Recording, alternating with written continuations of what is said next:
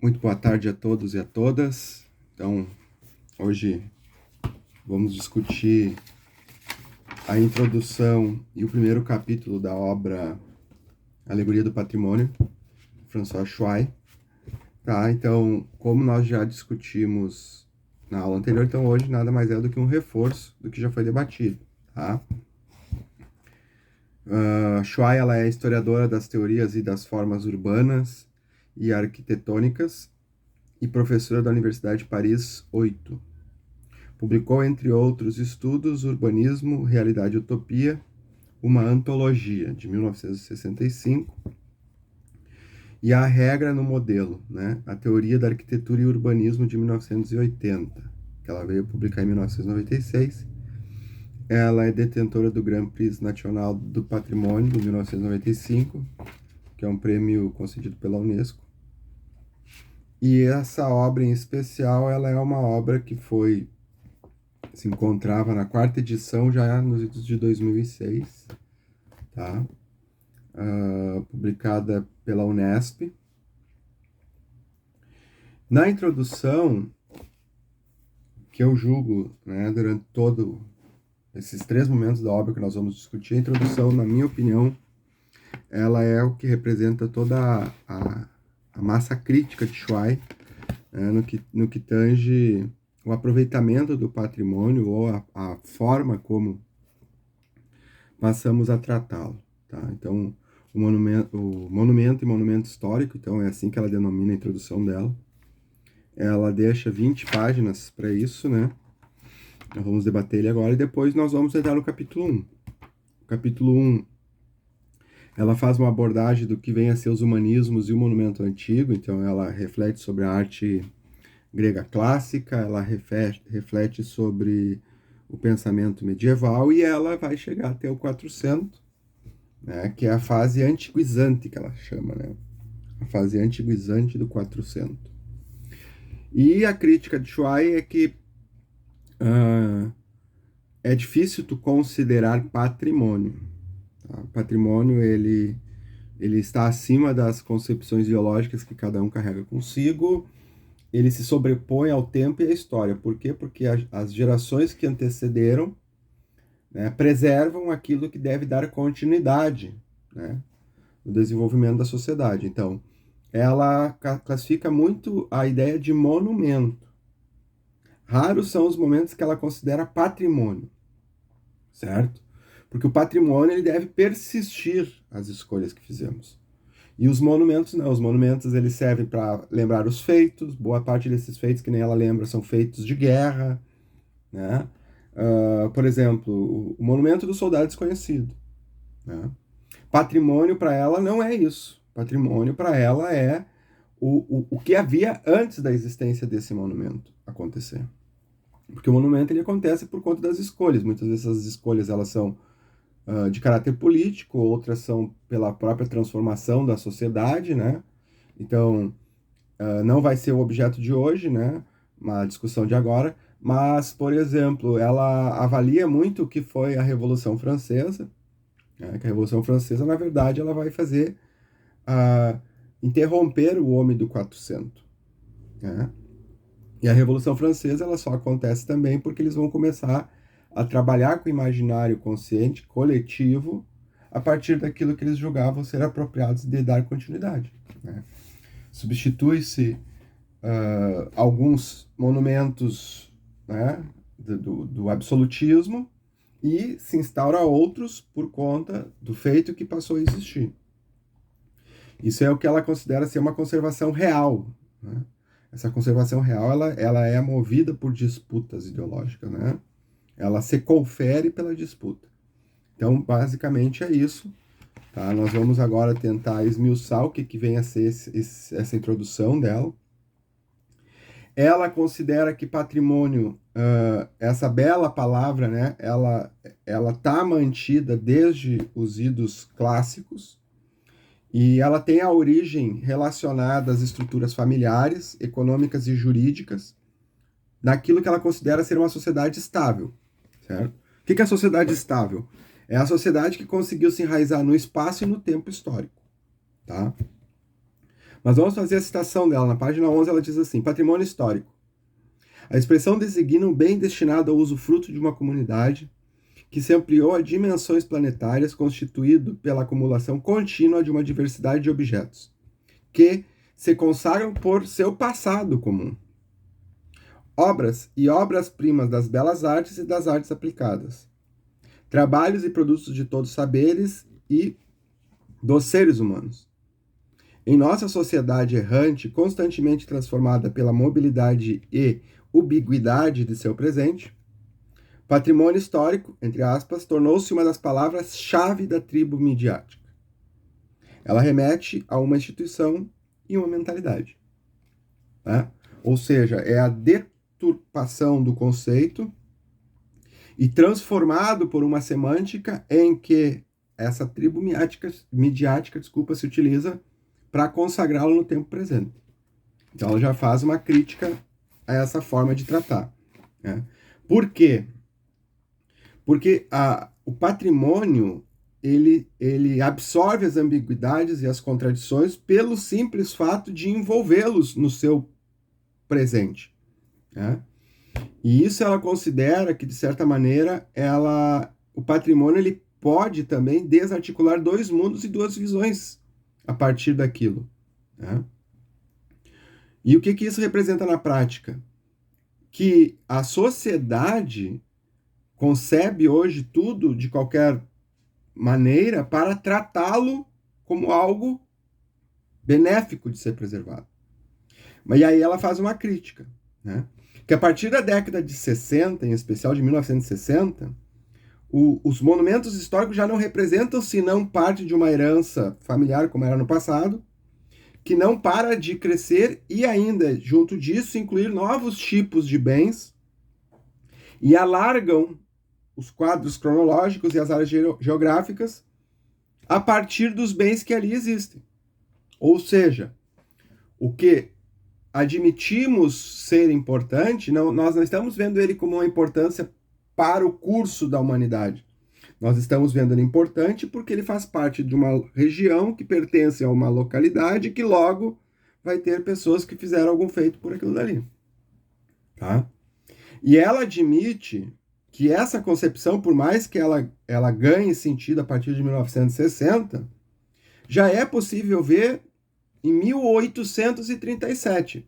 Por que 1837? Porque em 1837 acontece o que muitos teóricos consideram ser a primeira comissão de monumentos históricos, certo? E ali havia monumentos que pertenciam, né? Até ela chega a listar. Na página 12 ela lista os que eram constituídos da antiguidade, os edifícios religiosos da Idade Média e alguns castelos. Era isso que se admitia em 1837. Certo? Agora, logo depois da Segunda Guerra Mundial, isso palavras de Schwein, o número dos bens inventariados decuplicara, mas sua natureza era praticamente a mesma. Eles provinham, em essência, da arqueologia e da história da arquitetura erudita. O que é essa arquitetura erudita? Essa arquitetura erudita, ela não é arquitetura mantida no uso popular, certo?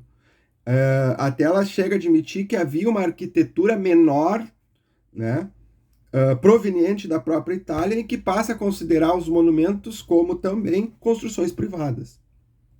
O que isso significa? É a partir dessa concepção dessa arquitetura menor que chega da Itália, e aí nós estamos fazendo uma avaliação de uma sociedade que sempre soube preservar aquilo, não porque fazia parte do seu local, mas eles se identificavam como parte do local do mundo. Né?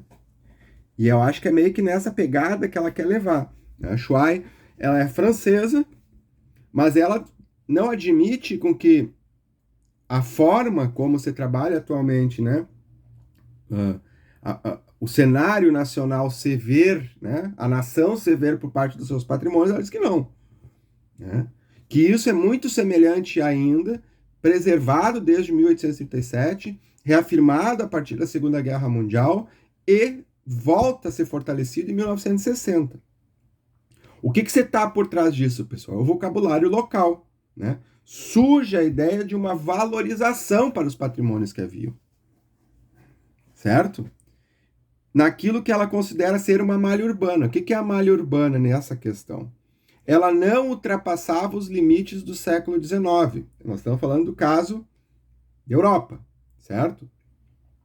O próprio século XX, ele faz com que as portas desse domínio patrimonial, de certa forma, sejam abertas, né? Por quê? Porque da forma como ele ajuizava a sociedade do tempo presente a considerá-lo por conta de um feito, então, né, de origem militar, né, dos feitos que se haviam, em especial da Segunda Guerra Mundial, é a necessidade de se firmar por parte daquilo que deixou de existir. Né? Boa parte da Europa, enfim, foi devastada e, junto dela, né, por estratégia, era destruir os patrimônios. Né? Isso, quando tu destrói, tu não tem mais como recuperar. Isso até foi debatido na aula passada, né? Agora, qual é a crítica que ela tem por trás disso? A percepção que nós carregamos sobre patrimônio, ele está concebido a partir do tempo ocidental, certo? Isso é importante nós notarmos. Por quê? Porque o tempo ocidental, querendo ou não, ele reconhece a necessidade de firmar uma história universal. E a partir daí surgem os museus, a partir daí surge o interesse da preservação por testemunhos do passado, né? Começa a surgir os memoriais, né? Os centros de memória, os territórios de lembrança, enfim. E aí tem uma questão. Ela puxa, ao mesmo tempo que ela entende que essa percepção que nós carregamos é do tempo ocidental, ela faz um contraponto com duas civilizações, né? Somos parte desse do tempo ocidental, em contrapartida havia uma China, né, em que os valores eles começam apenas a se abrir para o mundo a partir da década de 70. Ou seja, esse tempo oriental, ele não é conferido a contento pelo tempo ocidental. Até mesmo porque o tempo ocidental, de certa forma, quando encerra-se a Segunda Guerra Mundial, ele também é envolvido, né, pela percepção estadunidense. Até ela considera que os Estados Unidos, em parte, eles formulam, né, a primeira ideia de patrimônio natural. Isso daí é uma coisa que vai ficar mais clara nas próximas leituras. Ela vai dividir, certo? E esse patrimônio natural, ele levanta por sobre a comunidade europeia a necessidade de ter que se rever para não ficar atrás do que os Estados Unidos estavam admitindo. Tá? Então, assim, patrimônio, ele é a percepção desse tempo ocidental que desconhece o tempo oriental, mas que, por sua vez, absorve aquilo que é aprimorado ao uso do consumo. Né? Vamos vender patrimônio, vamos conceber a ideia de vender patrimônios ao mundo, vender, né, apresentar, né, pessoal? Apresentar o patrimônio como se aquilo fosse, né, tivesse uma originalidade, tivesse uma nação por trás e que viesse representar a cultura local ou nacional. O que acontece? Já em 1931, essas distorções de sentido entre dois, vamos chamar de dois mundos, tá? O mundo ocidental e o mundo oriental, ele de certa forma também se estabelece naquilo que talvez seja o principal documento elaborado até hoje, que é a Conferência Internacional para a Conservação dos Monumentos Históricos. Esse evento acontece em Atenas, em 1931, ou seja, Atenas já é um símbolo desse pensamento ocidental, né, por toda a história que carrega consigo. Só que fica para a história o momento. O momento foi só preenchido por participantes europeus. Né? Então acontece em Atenas e apenas delegações europeias fazem parte dele. A segunda conferência vai acontecer 33 anos depois, em 1964. Então a primeira é Atenas, em 1931. Em 1964 acontece em Veneza a segunda conferência e aqui já passa a haver 3 países não europeus. Seriam, por ordem, Tunísia, México e Peru. México e Peru por toda a história mesoamericana, e a Tunísia também por se encontrar dentro, né, de um gargalo territorial entre Europa, né, uh, Oriente, boa parte também. Então, é um povo que passa a ser distinto daquilo que se admitia europeu, né? 15 anos mais tarde, então já em 1979, acontece a Convenção do Patrimônio Mundial. Tá? Aqui sim, é a primeira vez, isso em 1979, que os 5 continentes são representados, e aí o mundo passa a debater o patrimônio como parte de 80 países. Né? Isso é o que ela chama de ter sido o motivo ela até usa essa palavra, lá pela página 15 ela usa a tripla extensão. O que é a tripla extensão? É quando tu unifica o patrimônio como tipológico, cronológico e geograficamente concebido. Tem que saber o que é, de quando data, em que região que ele está concebido.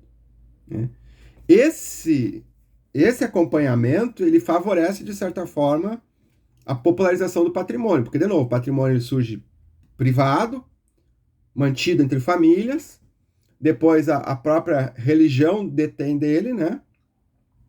E é apenas no século XX que a sociedade civil organizada e as delegações nacionais vão começar a se antenar para sobre, né? Mas quando isso acontece, já em 1979, querendo ou não, ele favorece um crescimento exponencial do seu público, né? É a partir daí que nós começamos a perceber que o patrimônio, ou, nas palavras de Schwai, os próprios monumentos, eles passam a servir como dialéticas de inadequação ou, inclusive, dependendo da situação, né, uma dialética de destruição. Por quê? Porque o espaço urbano ele começa a conflitar pelos projetos de organização. E aí começa a surgir o interesse internacional em salvaguardar os patrimônios, né? É aí que entra a problemática que ela considera ser os entraves da preservação, né?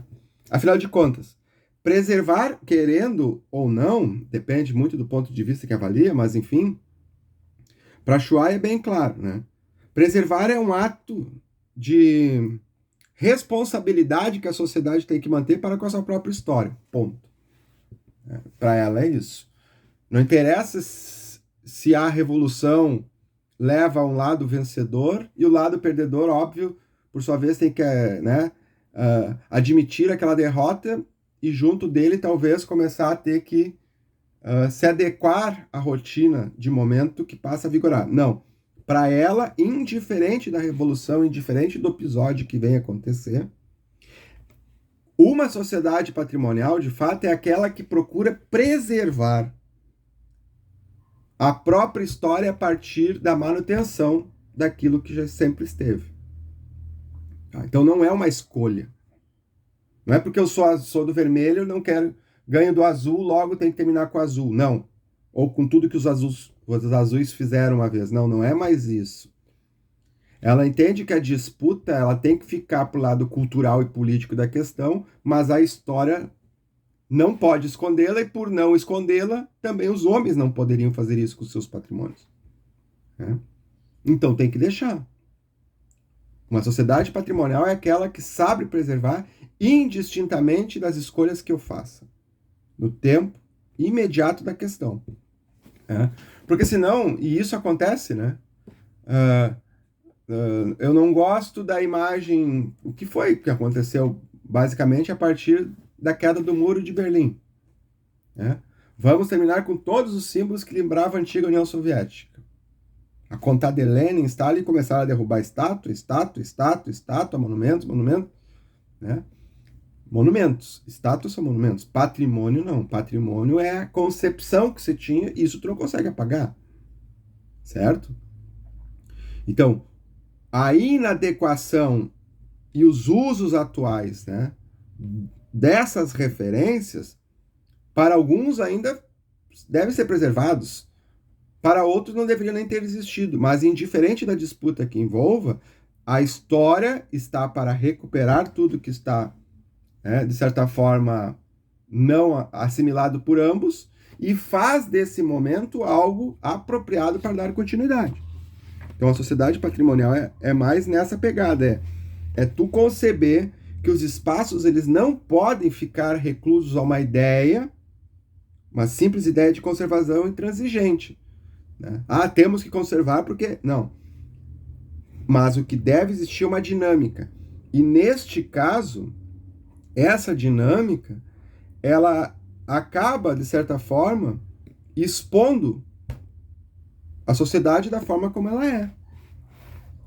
Ela até utiliza, né, o conceito de advertir e lembrar. Lá na página 17, ela diz assim: em primeiro lugar, o que se deve entender por monumento? E aí ela segue. O sentido original do termo é do latim monumentum, que por sua vez deriva de monere, advertir, lembrar. Aquilo que traz à lembrança alguma coisa. A natureza afetiva do seu propósito é essencial. Não se trata de apresentar, de dar uma informação neutra, mas de tocar, pela emoção, uma memória viva. Nesse sentido, primeiro, chamar-se-á monumento tudo o que foi identificado por uma comunidade de indivíduos para rememorar, ou fazer que outras gerações de pessoas rememorem acontecimentos, sacrifícios, ritos ou crenças. A especificidade do monumento, deve-se precisamente ao seu modo de atuação sobre a memória. Ou seja, ele está acima da memória. Não apenas ele a trabalha e a mobiliza pela mediação da afetividade, de forma que lembre o passado fazendo-o vibrar como se fosse presente. Mas esse passado convocado, de certa forma encantado, não é um passado qualquer. Ele é localizado e selecionado para fins vitais, na medida em que pode de forma direta contribuir para manter e preservar a identidade de uma comunidade étnica ou religiosa, nacional, tribal ou familiar. Para aqueles que identificam, assim como para os destinatários das lembranças que veiculam, o monumento é uma defesa contra o traumatismo da existência, um dispositivo de segurança. O monumento assegura a calma, tranquiliza, conjurando o ser do tempo. Ou seja, ele atua para esse fim. Ele constitui uma garantia das origens e dissipa a inquietação gerada pelas incertezas dos começos. Desafio a entropia, a ação dissolvente que o tempo exerce sobre todas as coisas naturais e artificiais. Ele tenta combater a angústia da morte e do aniquilamento. Sua relação com o tempo vivido e com a memória, ou dito de outra forma, sua função antropológica, constitui a essência do monumento. O resto é contingente e, portanto, diverso e variável. Já o constatamos no que diz respeito aos seus destinatários, e o mesmo acontece em relação aos seus gêneros e formas. Túmulo, templo, coluna, arco de triunfo, estela, obelisco, tótem. O monumento muito se assemelha a um universal cultural. Sob múltiplas formas, ele parece presente em todos os continentes e em praticamente todas as sociedades, dotadas ou não da escrita. Porque esse debate, abrindo um parênteses, ele existiu até a década de 80. Né?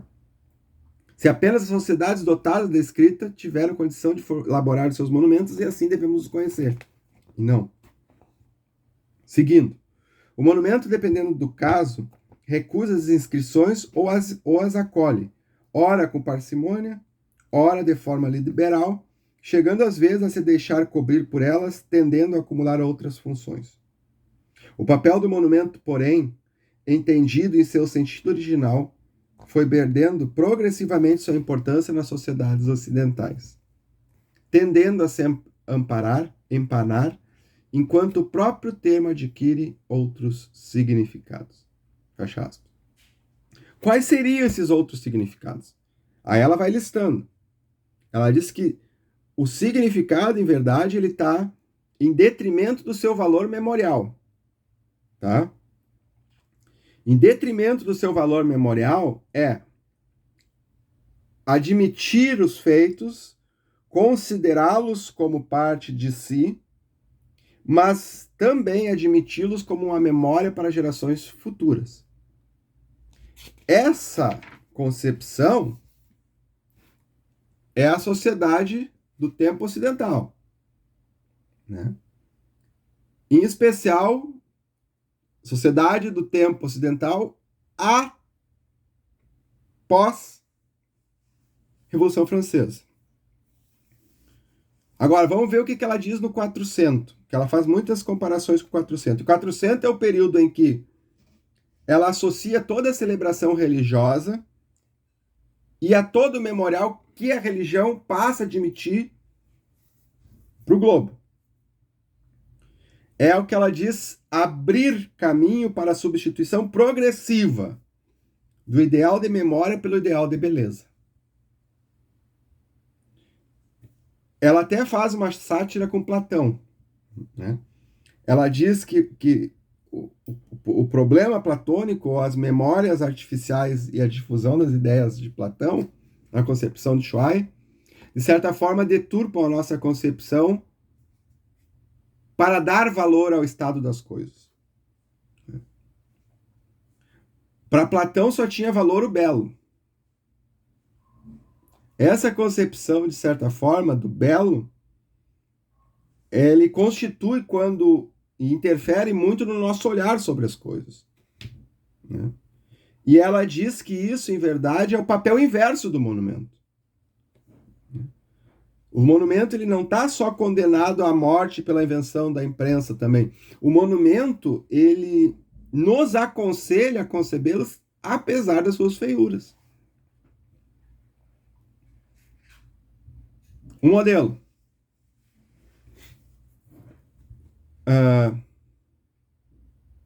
Tu reconhecer uma senzala e verificar a essência dela, né? Com todos os seus dispositivos de controle, com todos os seus dispositivos de tortura, digamos assim, também, né?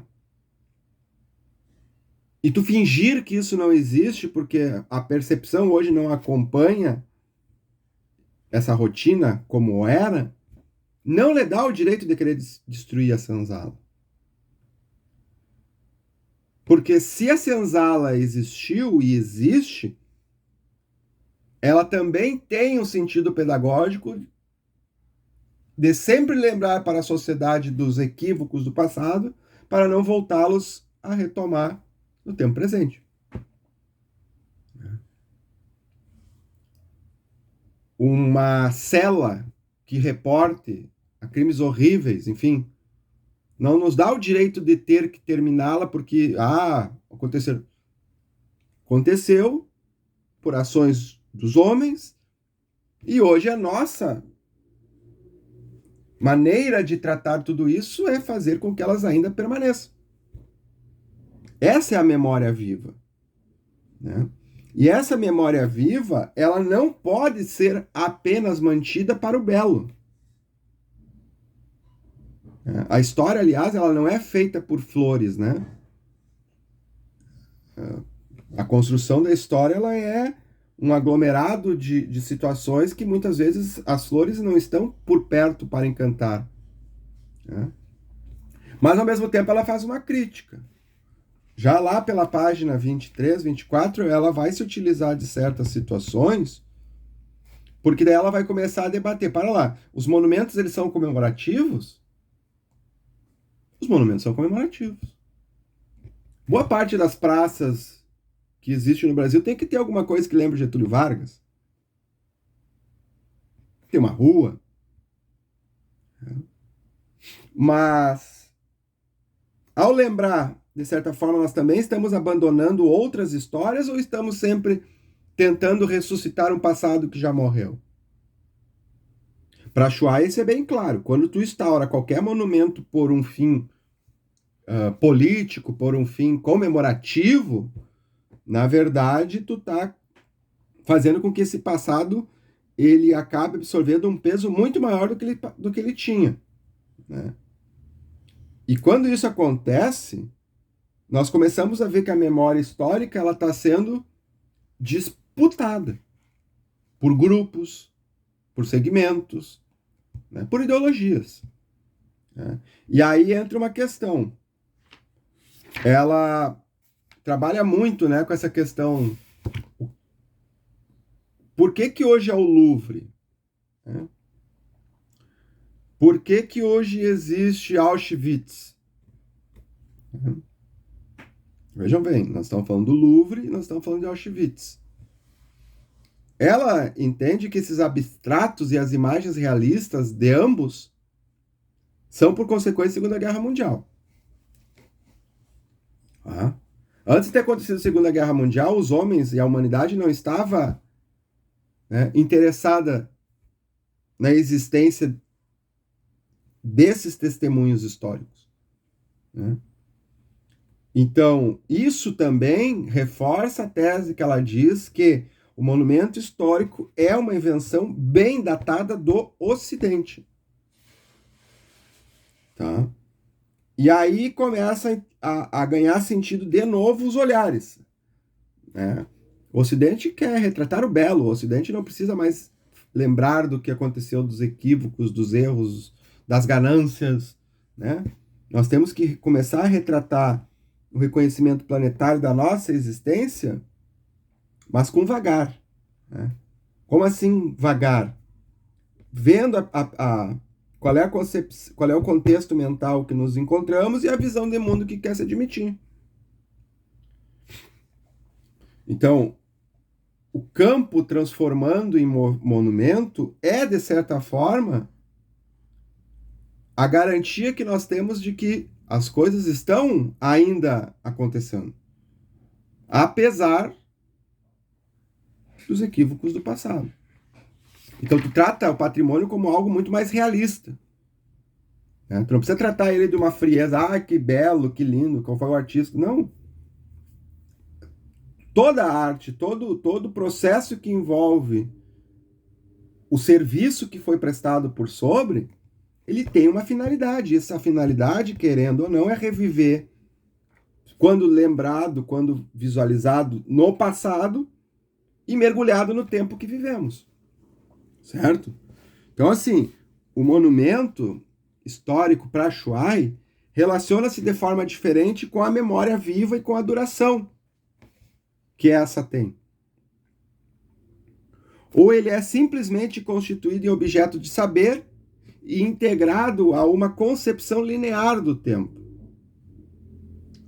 E aí ela diz, abre aspas, lá na página 26. Contudo, os monumentos são de modo permanente expostos às afrontas do tempo vivido. O esquecimento, o desapego, a falta de uso faz que sejam deixados de lado e abandonados. A destruição deliberada e combinada também os ameaça, inspirada seja pela vontade de destruir, seja ao contrário pelo desejo de escapar à ação do tempo ou pelo anseio de aperfeiçoamento. Eu acho que o anseio de aperfeiçoamento, ela, na verdade, está fazendo uma chacota, né? Porque, na verdade, eu não sei se esse homem do tempo presente está ansiado por aperfeiçoar-se. Basta ver as inteligências artificiais, né? Então, ao contrário de tudo isso, o monumento, ele além de preservar a identidade, ele também fortalece de forma repetida, que outros grupos existiam antes da nossa existência. Outras organizações, outra sociedade que nos antecedeu e que nós hoje nos tornamos o que somos. Agora, eu fico a pensar qual é os monumentos que vamos deixar para as gerações do futuro. Um acúmulo de mercadoria? Pode ser. Essa teoria é tão antiga desde o século XIX, né? Mas o acúmulo de mercadoria desperdiçada. Então, querendo ou não, nós estamos sendo uma cópia às sociedades anteriores, né, que nos antecederam. Então, na verdade, o conceito patrimônio, ele foge ao tempo presente também. Né? O patrimônio histórico, ele está reduzido à construção que fizemos do hoje. Mas será que ele vai estar importando para as gerações que vêm à frente, já que o homem não se aperfeiçoa artesanalmente falando? As nossas habilidades hoje estão contidas. E de uma forma muito mais rápida, muito mais tecnológica, né? Do que se imaginava em outros tempos. Mas isso também faz entender que tudo que concebemos, e aí eu não falei ainda do título, os monumentos, elas são as alegorias do patrimônio. Os monumentos é que são as alegorias do patrimônio. O patrimônio é esse entendimento que não pode se perder, de importância para o estado das coisas. Mas o patrimônio, ele assim ou é mantido por conta das alegorias. O conjunto de alegorias é o que faz aditar a ideia de patrimônio, não o contrário. O patrimônio não precisa se dividir para existir em monumentos. Né? É os monumentos que dão a ideia de algo que transcende o tempo. Isso é patrimônio. Os monumentos seriam alegorias. Né? E essas alegorias, na concepção de Schwein, é o que admite a fase da consagração. E essa fase da consagração, ela não é recente, ela não é do século XX, ela é lá do século XV, lá do 400. Para Schwein. Porque para ela, o saber, né, e as mentalidades humanistas estão referendadas lá. Ou seja, ela toma um posicionamento.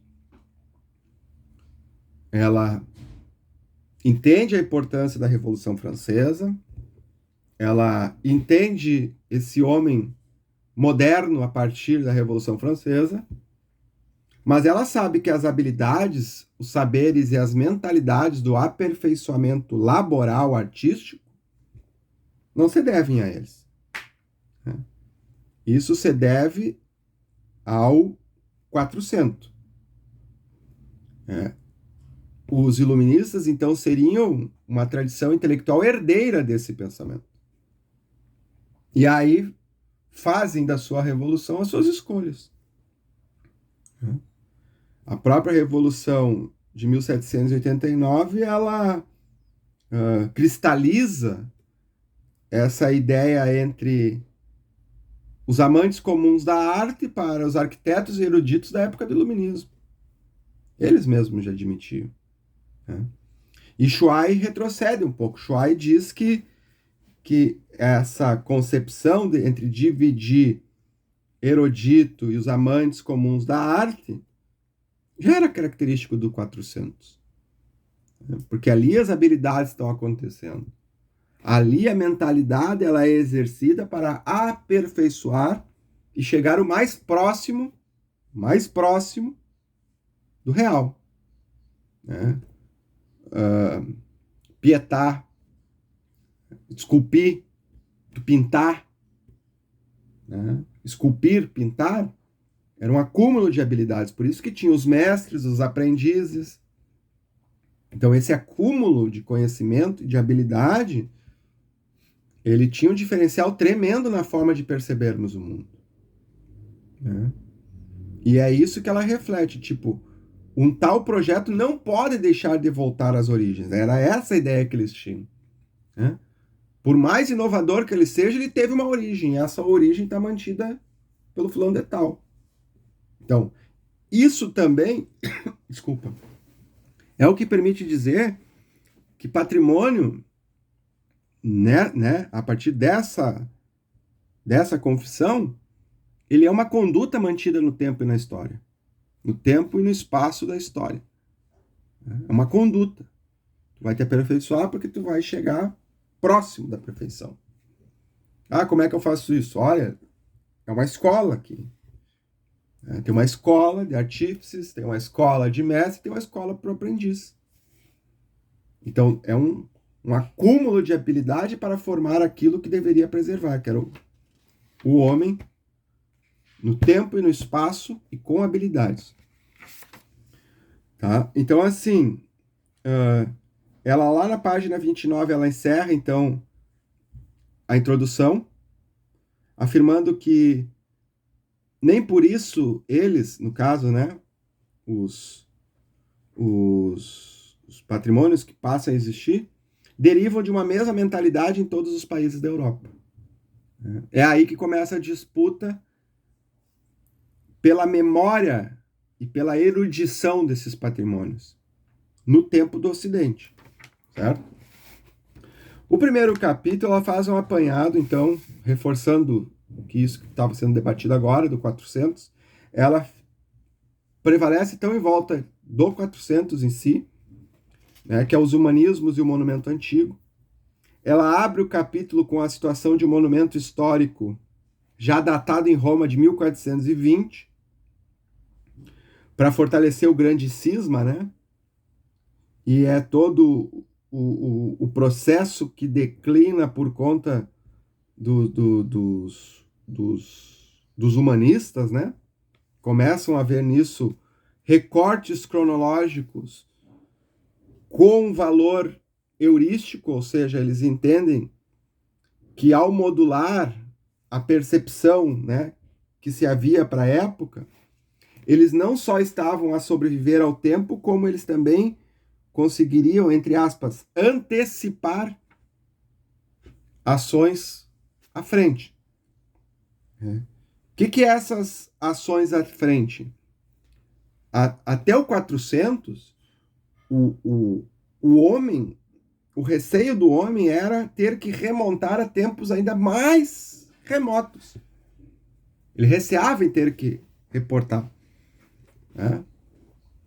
Então, para ele, era a necessidade da evolução do homem era não reportar a estratégias. Né? Por quê? Porque eles estavam a admitir uma nova origem da questão. A origem para si. Por isso que ela diz que é local que passa a ser regional e do regional ganha característica nacional. Mas tem uma origem. O tempo do Ocidente. Então ela faz um apanhado sobre a arte grega clássica. Tá? Ela vai denotando que os monumentos e o patrimônio histórico ocidental eles acabam por tomar um refinamento não só que os gregos detinham, mas que os atálidas queriam fazer de sua capital um centro de cultura grega. E os romanos procuravam impregnar-se no mundo plástico grego pela visão, assim como procuravam imbuir-se do pensamento da Grécia, pelo uso da língua. Os atálidas são todos aqueles povos que andarilham, que caminham pela Europa sem reconhecer um paradeiro fixo. Certo? Então, para ela, o distanciamento dessa história, apoiado a um projeto deliberado de preservação, passa a admitir que os atálidas pouco ou nada estariam interessados, né, nessa revisão da cultura grega. Não. A ideia é, se eles organizaram-se desse jeito, nós também podemos, a partir do conhecimento deles, né, investir em algo que leve à proximidade disso. E aí que ela começa a falar que esse distanciamento, ele também acontece por questão da estética. Né? E o patrimônio, assim, ele passa a prevalecer conforme os gostos e conforme ao pertencimento que os homens fazem a partir das práticas e das categorias que ele impõe para si. Não me importa saber dos atálidas, o que eu quero saber são dos romanos, que são os mais conhecidos. Ela diz que não. Esse étnico e cronológico também tem parte dentro desses grupos que não tinham paradeiro fixo. Afinal de contas, o encanto e a conservação deliberada desses, de certa forma, eles direcionam-se a toda e qualquer cultura. Não há uma cultura superior ou inferior. O que existe são culturas distintas e aprimoramentos de técnicas, que muitas vezes não precisam se equivaler em hipótese alguma. Quando que isso passa a ser necessário, então? Equivaler. Olha, isso aqui é monumento. Logo, temos que ratificá-lo para que a humanidade os torne parte de si. Aí entra o papel da religião. Até ela diz isso, né? Que a igreja em si, ela, ao tomar conta da relação das letras e do saber clássico, ela começa a admitir a ideia de que devemos condenar os pagãos, porque eles não têm o que oferecer, eles não têm o que nos apresentar. E aí tem uma passagem muito interessante na página 36 sobre isso. Ela está se utilizando do século XII e ela diz: nessa mesma época, no entanto, grande número de obras e de edifícios do paganismo foram objetos de conservação deliberada, estimulada de forma direta ou indireta pelo clero, que se tornara o único depositário de uma tradição letrada, e da humanitas antiga. Monumentos ou patrimônio histórico precoce?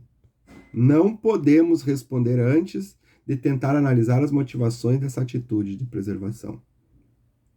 O que são esses humanitas? Os humanitas estão concebidos no 400. Tá? Então ela diz assim: o interesse e o respeito por essas obras são coerentes com as posições da igreja em relação às letras e ao saber clássico. Nós já vimos falar. Ora promovidos em nome das humanidades, ora condenados por paganismo.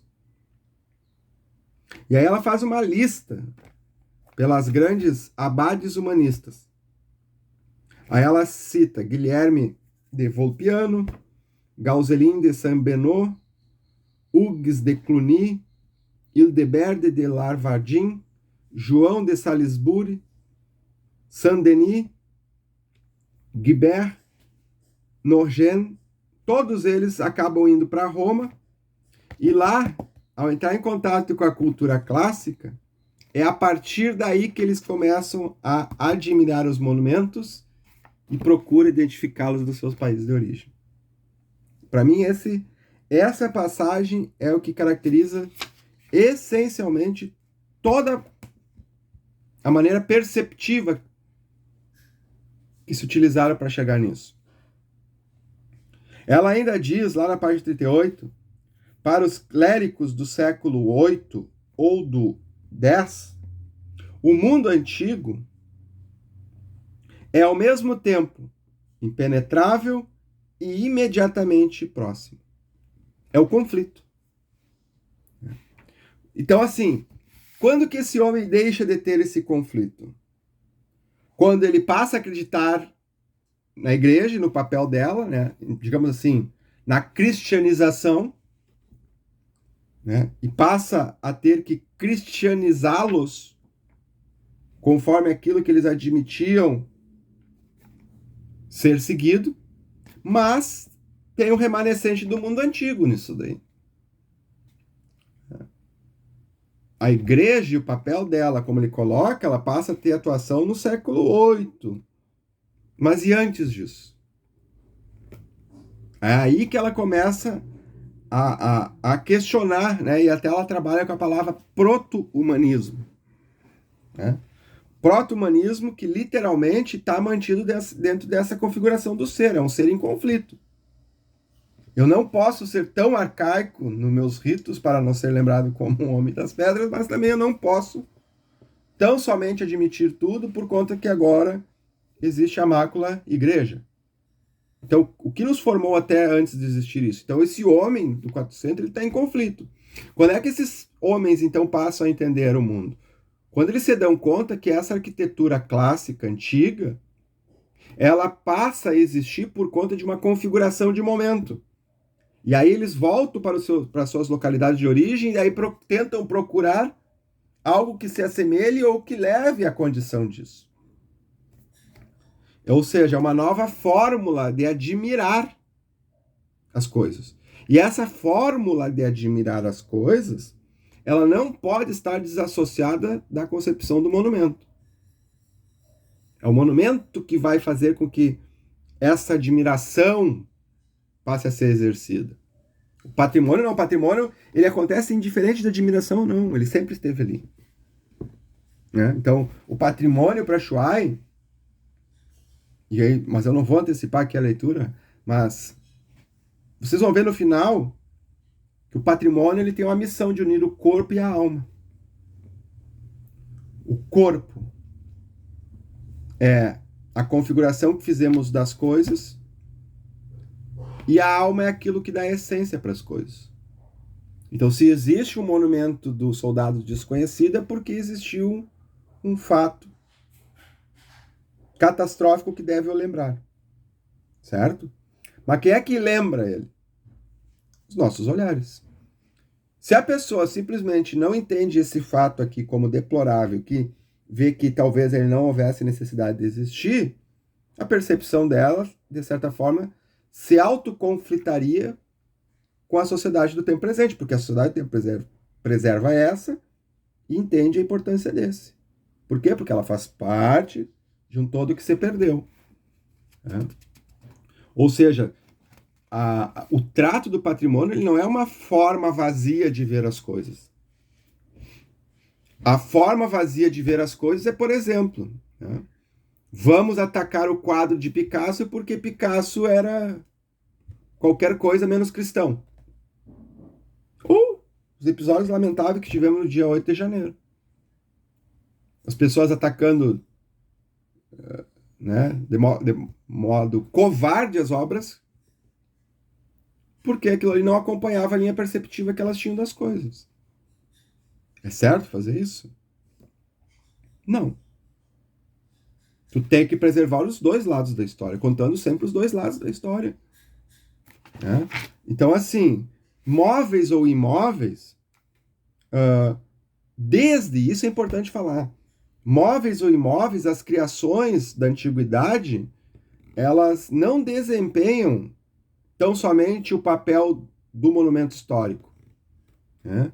Elas reutilizam da verdadeira preservação, ou seja, aquilo que nós queremos preservar, e faz com que a sociedade do tempo presente sempre esteja no processo de autorreciclagem. Para não esquecer. Afinal de contas, a humanidade ela não se dá por uma simplicidade de eventos, né? Ela não se desenvolve com pedaços. Ela se desenvolve por perdas.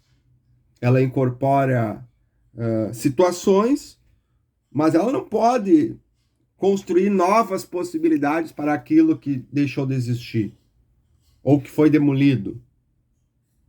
Né? Então, assim, a Shuai ela é crítica a isso, ela diz que nós entendemos errado porque nós estamos apegados pelo belo, pelos feitos, e esquecemos de que os feitos, por mais belos que sejam, só passaram a existir porque lá atrás foi necessário ser feio. Em resumo, quase isso.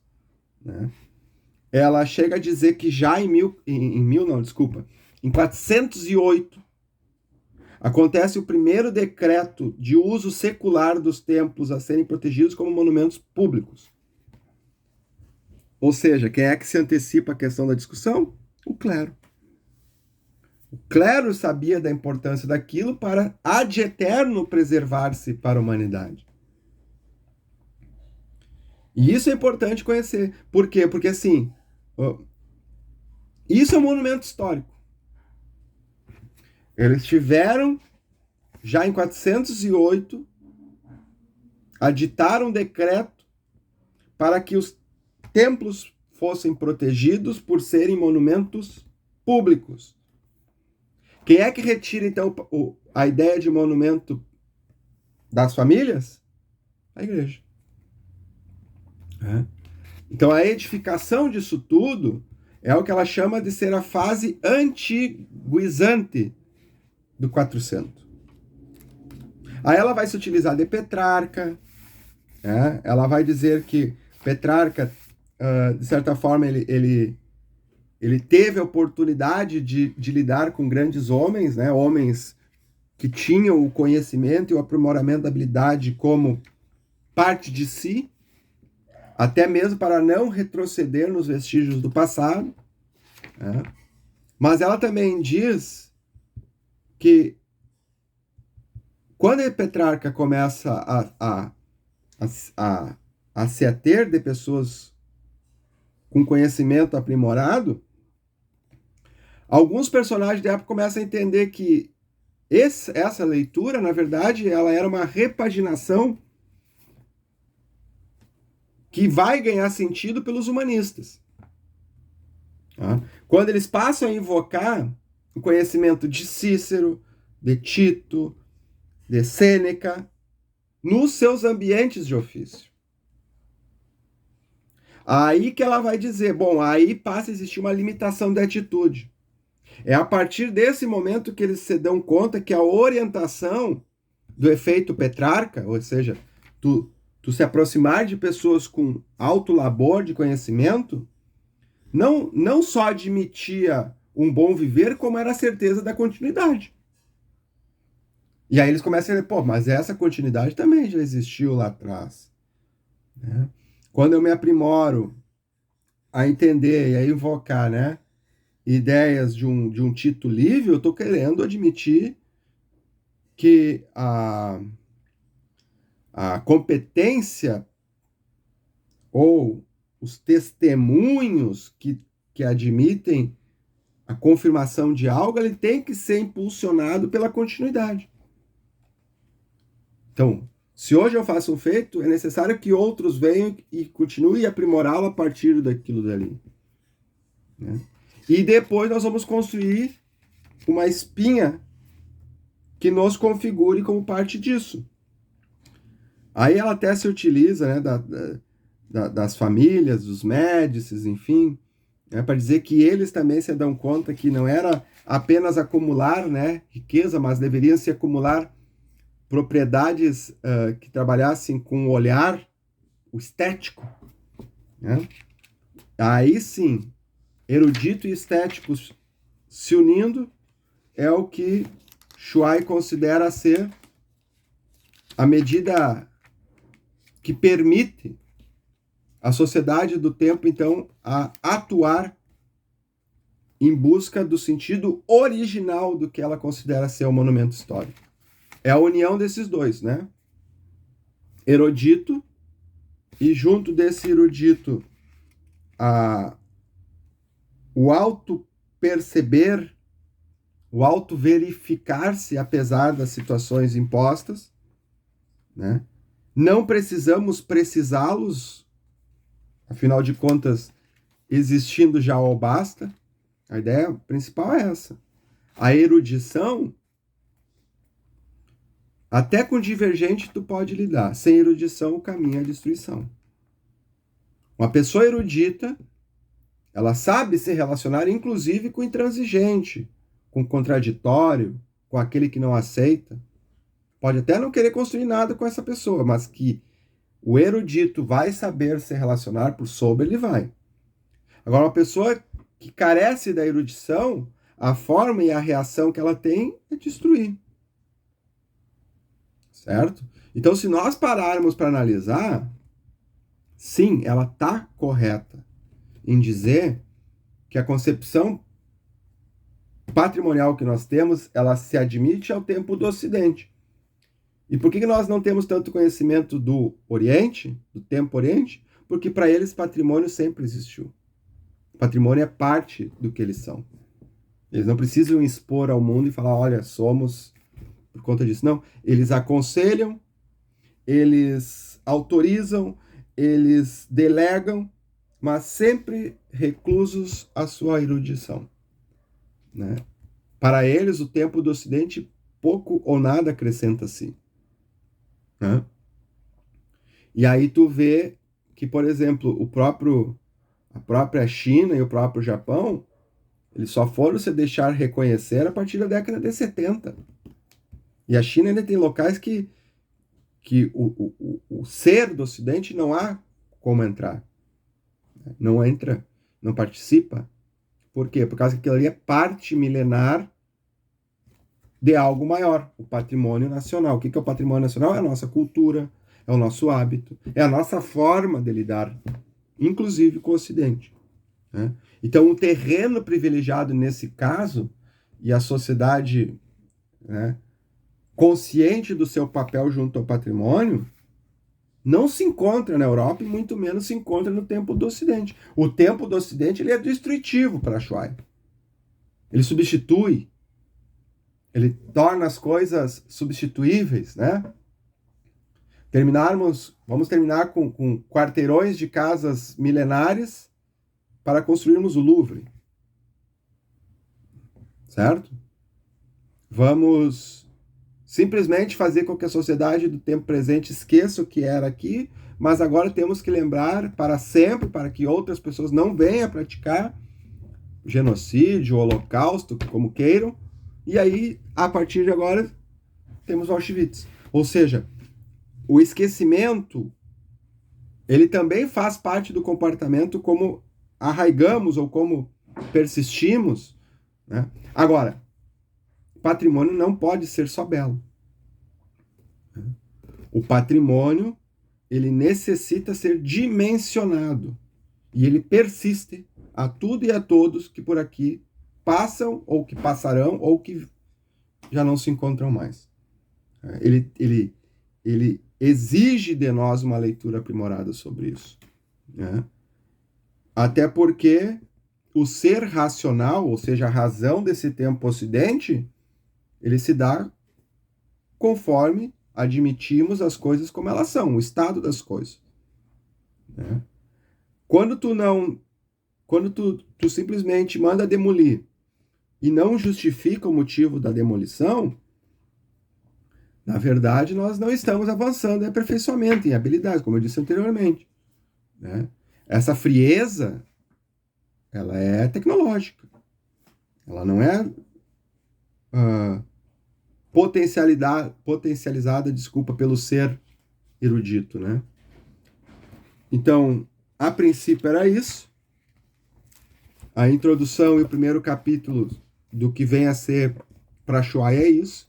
Ela fica basicamente na ideia de monumento, mas que, como pano de fundo, é um patrimônio que o tempo ocidente, né, deixa de construir diuturnamente, porque daí os interesses locais ou nacionais, como queiram, passa a valorizar e não mais a concepção humanizadora ou humanizante como deveria ser.